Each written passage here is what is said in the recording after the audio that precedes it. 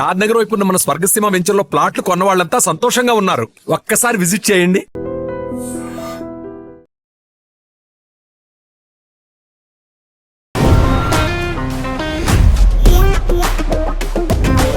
Hi hello నమస్తే, welcome back to our channel. నేను మీ వైషు. ఒక 16 ఏళ్ళు ఆర్ టీనేజ్లో ఉన్న పిల్లలతో తల్లి, ఎస్పెషల్లీ ఇంట్లో తండ్రి ఎక్కువ టైం ఉండరు కాబట్టి తల్లి ఎలా ప్రవర్తించాలి, వాళ్ళకి ఎలాంటి మాటలు చెప్పాలి, వాళ్ళని మంచి మార్గంలో వెళ్ళేలా ఎలా చేయాలి, ఈ విషయం గురించి మాట్లాడడానికి ఈరోజు నాతో పాటు థింక్ అగైన్ ప్రోగ్రాంలో సంధ్యారామ్ కర్ణం గారు ఉన్నారు. మేడంతో మాట్లాడదాం. హలో మ్యామ్, నమస్తే. నమస్తే అండి. బాగున్నారా? బాగున్నా అండి, మీరు బాగున్నారా? చాలా బాగున్నాను. సో టీనేజ్లో అంటే ఉడుకు రక్తం, అట్లా Yeah. కట్ చేస్తే కూడా పరిగెడుతుంటది రక్తం అంతా. ఉడక ఫాస్ట్ గా ఉంటారు ఆ టైంకి పిల్లలు. సో వాళ్ళని తిట్టకుండా కొట్టకుండా ఎలా వాళ్ళకి మంచి మార్గంలో ఉండేలా తల్లి బిహేవ్ చేయగలరు? ఎస్, తల్లికి ఇది కత్తి మీద సాములాంటిది. తల్లి ఒక ట్రైనర్ అయి ఉండాలి వాళ్ళని చూసుకోవాలి అంటే. యాక్చువల్లీ టీన్ అంటేనే మనకు 13 నుంచి 19 వరకు అని అలా టీనేజ్ అని పెట్టారు. కానీ ఈ టీనేజ్ అంటే 12 ఇయర్స్ 11 ఇయర్స్ నుంచే స్టార్ట్ అయిపోతుంది వాళ్ళకి. అప్పటి నుంచే బాడీలో అన్ని హార్మోన్ చేంజెస్, అబ్బాయిలకు కానీ అమ్మాయిలకు కానీ వాళ్ళ శారీరకంగా చాలా మార్పులు వస్తాయి, మానసికంగా మార్పులు వస్తాయి, ఎమోషనల్ గా చేంజెస్ ఉంటాయి. ఇది ఎందుకు అంటే వాళ్ళు ఫిజికల్ గా వాళ్ళకి కొన్ని చేంజెస్ వచ్చేటప్పుడు వాళ్ళకి కొత్తగా ఉంటుంది. స్కూల్కి వెళ్ళినప్పుడు రకరకాలుగా కామెంట్స్ చేస్తూ ఉంటారు, బుల్లింగ్ చేస్తూ ఉంటారు. ఇది ఒక ప్రాబ్లం ఉంటుంది వాళ్ళకి. అలాగే లోపల ఇంటర్నల్ గా జరిగే హార్మోన్ చేంజెస్ వల్ల దాని వల్ల కూడా వాళ్ళు ఎక్కువగా ఎమోషనల్ గా ఉంటారు అనమాట. అంటే ఎమాగ్డల యాక్టివిటీ చాలా ఎక్కువ ఉంటుంది. అందువల్ల వీళ్ళు ఇంపల్సివ్ గా బిహేవ్ చేస్తుంటారు. Very active, hyper active. అంటే ఇప్పుడు ఈ పని చేసేయాలి, ఇప్పుడు వాళ్ళకి ఏమైనా వెళ్ళాలి, ఒక ఫుడ్ తినాలి, ఒక మూవీకి వెళ్ళాలి, ఏం చేయాలి అంటే వెనక ముందే ఏం ఆలోచించరు, ఒక ప్లానింగ్ ఏమి ఉండదు అనమాట. అంత హైపర్ యాక్టివ్ ఉంటారు, ఎనర్జీస్ ఎక్కువ ఉంటాయి వాళ్ళకి. అందువల్ల వాళ్ళు అలా బిహేవ్ చేస్తూ ఉంటారు. దానికి తల్లి మెల్లిగా చెప్పొచ్చు. అంటే అది ఎప్పుడైతే టీనేజ్ స్టార్ట్ అవుతుందో మెల్లిగా చిన్నప్పటి నుంచే వాళ్ళకి కొంచెం ధ్యానం, ఎక్సర్సైజ్ ఇలాంటివన్నీ వాళ్ళకి ఇంట్రడ్యూస్ చేసి ఉంటే కొంచెం హార్మోన్ ఇంబ్యాలెన్స్ అనేది కొంచెం తక్కువగా ఉంటుంది. అంటే వీళ్ళ యొక్క ఎనర్జీ అంతా, ఫర్ ఎగ్జాంపుల్ ఒక యాక్టివిటీ నేర్చుకున్నారనుకోండి, సంగీతమో, డాన్సో, లేకపోతే పెయింటింగ్, డ్రాయింగ్, ఇట్లాంటి ఆర్ట్స్ వాళ్ళకి నేర్పించేటప్పుడు చాలా టైం దాంట్లోనే ఖర్చు అయిపోతుంది వాళ్ళకి. Time plus energy. అంటే వాళ్ళు ఫోకస్డ్ గా ఉండడానికి ఉపయోగపడుతుంది. దాని తోడు చాలా టైం, ఒక మంచి విషయం నేర్చుకుంటున్నారు కాబట్టి ఈ టీనేజ్ నుంచి బయటపడ్డ తర్వాత కూడా వాళ్ళకి అవి ఉపయోగపడతాయి. చాలా మంది పేరెంట్స్ ఏంటి అంటే ఇప్పుడు బాగా ఫోన్స్ కి అలవాటు పడుతున్నారు. వాళ్ళకి ఎలా హ్యాండిల్ చేయాలో తెలియక ఫోన్ పట్టుకోగానే చిరాకు పడిపోవడం. నువ్వు ఫోన్ పట్టుకుంటున్నావు ఎందుకు, ఇచ్చేసే ఫోను, అలా అనకుండా ఫోన్ తీసుకుంది ఓకే, ఏం చూస్తున్నావు, ఎందుకోసం తీసుకున్నావు, ఎంతసేపు యూజ్ చేస్తావు, మాట్లాడొచ్చు ఫ్రెండ్ లాగా పక్కన కూర్చొని. ఫ్రెండ్ అంటే ఫ్రెండ్ లాగా కాదు, యాక్చువల్లీ గైడ్ లాగా ఉండాలి తల్లి. అవసరమైనప్పుడు మారుతూ ఉండాలేమో, అవతారాలు ఎత్తుతూ ఉండాలేమో తల్లి. ఎస్, అవును. అంటే వాళ్ళ యొక్క మైండ్ ఎలా ఉంది, ఇప్పుడు మైండ్ కంప్లీట్ గా అభివృద్ధి చెందదు. ప్రీ ఫ్రాంటల్ కార్టెక్స్ అని ఉంటుంది వాళ్ళకి. అది 21 ఇయర్స్ తర్వాతనే పూర్తి స్థాయిలో బ్రెయిన్ అభివృద్ధి చెందుతుంది. ఈ లోపు వీళ్ళకి డెవలప్మెంట్ ఉండదు కాబట్టి వీళ్ళు అలా బిహేవ్ చేస్తూ ఉంటారు. అంటే కొత్తది తెలుసుకోవాలి, ఐడెంటిటీ క్రైసిస్ వస్తుంది. నేనంటే ఇది గుర్తించాలి, నేను చాలా బాగున్నాను, నేను చాలా అందంగా ఉన్నాను, చాలా బాగా చదువుతున్నాను, నన్ను గుర్తించాలని ఒక కోరిక వస్తుంది.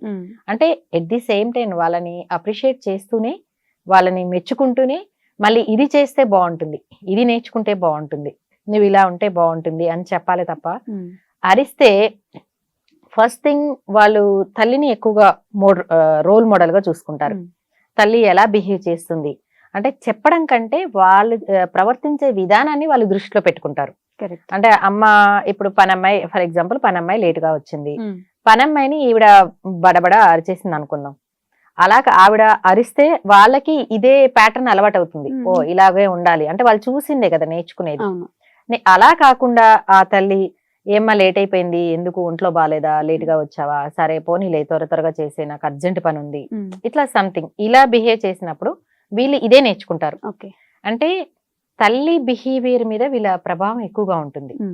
ఆమె ఎలా అంటే టఫ్ సిచ్యువేషన్స్ వచ్చినప్పుడు ఆమె ఎలా బిహేవ్ చేస్తుంది, వాటిని ఎలా సాల్వ్ చేస్తుంది, ఆమె ఎలా ప్రవర్తిస్తుంది, స్నేహితులతో కానీ, రిలేషన్స్ తో కానీ, ఇంట్లో ఉన్న అత్తమామతో కానీ, ఆమె ఎలా బిహేవ్ చేస్తే పిల్లలు కూడా అలాగే బిహేవ్ చేస్తారు తప్పకుండా.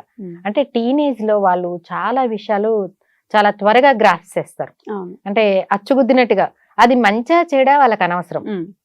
అందుకే అంటారు టీనేజ్ లో ఉన్న వాళ్ళ మీద ఉండే ప్రభావం ఎవరైనా వాళ్ళకి ఒక రోల్ మోడల్ గా ఉన్నారు, చక్కగా నేర్పించారంటే ఆఫ్టర్ 30-40 ఇయర్స్ తర్వాత కూడా వాళ్ళనే గుర్తుపెట్టుకుంటారు వాళ్ళు. కరెక్ట్. అంత ఇదిగా చూసుకుంటారు అనమాట. అందుకని తల్లి ఎక్కువగా తనను తాను అప్డేట్ చేసుకుంటూ ఉండాలి, తన యొక్క ఎమోషన్స్ మీద కంట్రోల్ చేసుకుంటూ ఉండాలి, చూసుకుంటూ ఉండాలి. ఎట్ ది సేమ్ టైం పిల్లల్ని నేను కరెక్ట్ గానే క్వశ్చన్ చేస్తున్నానా, కరెక్ట్ గానే గైడ్ చేస్తున్నానా, క్వశ్చనింగ్ కంటే కూడా నువ్వు ఇలా చేస్తే బాగుంటుంది.